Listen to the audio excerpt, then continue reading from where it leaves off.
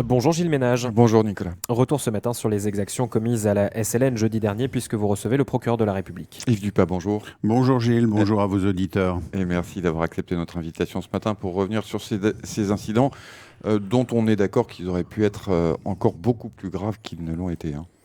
Bien sûr, ces incidents, ces exactions, effectivement, auraient pu conduire à un drame, hein, avec effectivement des violences sur les agents de la SLN, sur un site sensible par ailleurs. Et donc, effectivement, nous avons frôlé la catastrophe. Alors on avait vu la mobilisation donc du syndicat des rouleurs pays en soutien à la Sonarep. C'est passé à partir de mardi, ils sont arrivés avec des camions.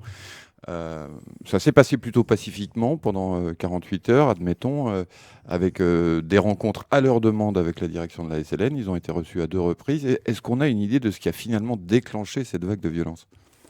Ce qui ressort de la procédure, hein, et c'est ce qui sera examiné avec attention par le tribunal correctionnel demain ou plus tard si une demande de renvoi est faite dans ce dossier par la défense, c'est que vers 16 heures, une chargeuse est sortie du site et est venue effectivement devant les manifestants en actionnant plusieurs coups de godet sur le sol.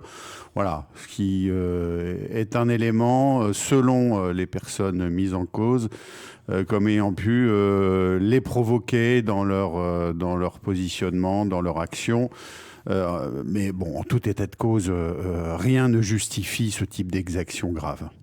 Sachant qu'il y avait quand même 2 personnes de la SLN dans le bâtiment qui a été détruit par la pelle hydraulique. Oui, nous avons retenu des actes de violence, hein, Mhm. à la fois par rapport aux 3 agents au niveau du poste de sécurité, 2 agents qui étaient dans le poste de sécurité même, et un agent qui était au niveau de la barrière, hein, lorsque la barrière et le poste ont été détruits.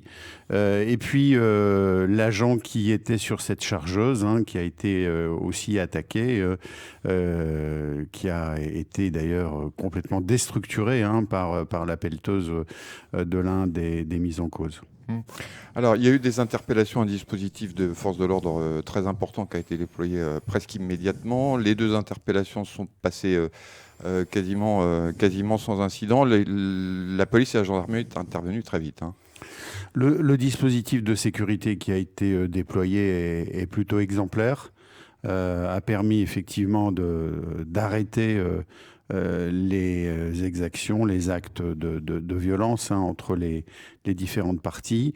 Et puis nous avons eu, je salue, hein, l'action du directeur territorial de la police nationale, hein, Jean-Marie Cavier. Nous avons eu une interpellation qui s'est déroulée vraiment sans incident, d'une manière vraiment très très sereine, et ça c'est également très très important, je tiens à le saluer. Mm.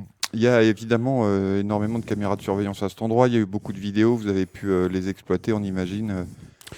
L'enquête a exigé un peu plus de 45 heures de garde à vue, hein, puisque nous avons effectivement exploité tous les documents, les témoignages, au regard d'une scène qui a duré effectivement peu de temps, hein, mais avec des dégâts considérables. Mm. Alors, quels sont les chefs d'infraction qui ont été retenus et les peines encourues? Alors, nous avons relevé 2 chefs d'infraction, des violences sans incapacité de travail sur les agents de la SLN, avec armes par destination, hein, avec les 2 engins mécaniques.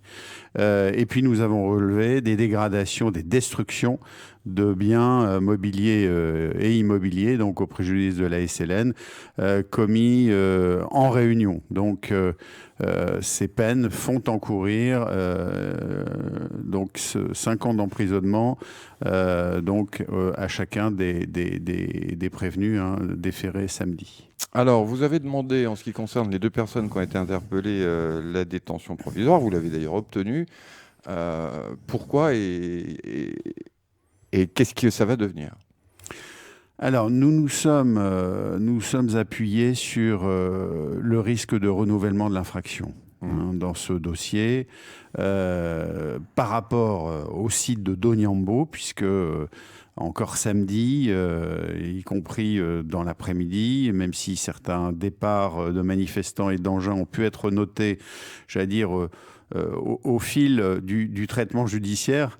Nous avons donc considéré qu'un risque de renouvellement de l'infraction était réel, à la fois sur le site de Donyambo, mais aussi sur d'autres sites, puisque depuis vendredi matin, il avait été relevé des tensions sur Prony Sud, avec effectivement des risques d'exaction en lien avec l'activité d'une société appartenant à l'une des personnes mises en cause. Donc le risque de renouvellement de l'infraction, c'était à la fois sur Donyambo, mais aussi sur d'autres sites, par rapport à un secteur qui est particulièrement sensible, donc l'activité du nickel, et avec différents foyers qui auraient pu effectivement de nouveau se déclarer dans ce type de rivalité d'acteurs économiques, mais aussi au plan syndical.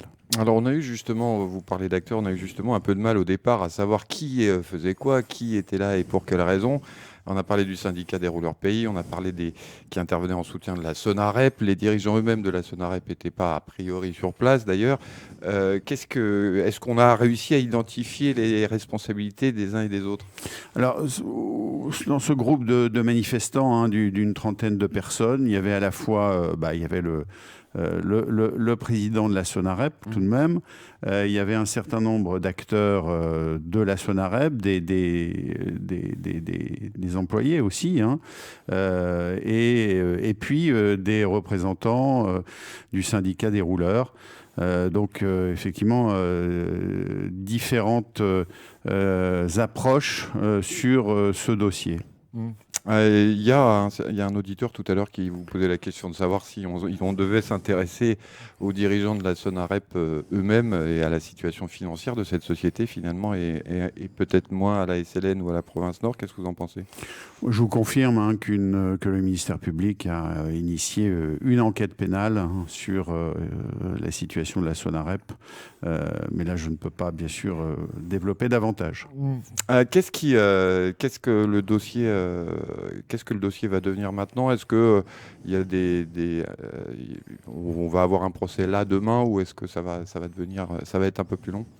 Alors, la procédure de comparution immédiate offre aux personnes prévenues la possibilité de solliciter un renvoi qui est de droit pour préparer sa défense. Donc, tout dépend de la position de la défense dans ce dossier. S'il y a une demande de renvoi, eh bien, le tribunal va apprécier de nouveau la mesure de sûreté, va vérifier effectivement si la détention provisoire est bien la seule solution, effectivement, notamment pour prévenir le renouvellement de l'infraction, pour garantir la représentation des prévenus. Donc demain matin, le tribunal correctionnel réexaminera la situation. C'est la logique effectivement de la procédure dans ce type de dossier, passant devant le tribunal correctionnel en comparution immédiate. Est-ce qu'au cours de leur garde à vue, les auteurs de ces faits ont exprimé des regrets? Alors, ils ont à la fois assumé leurs actes dans un contexte que l'on comprend par rapport à un certain nombre de familles, parce qu'effectivement, nous avons quand même plusieurs centaines de personnes qui se retrouvent sur le carreau avec cette liquidation judiciaire de la Sonarep.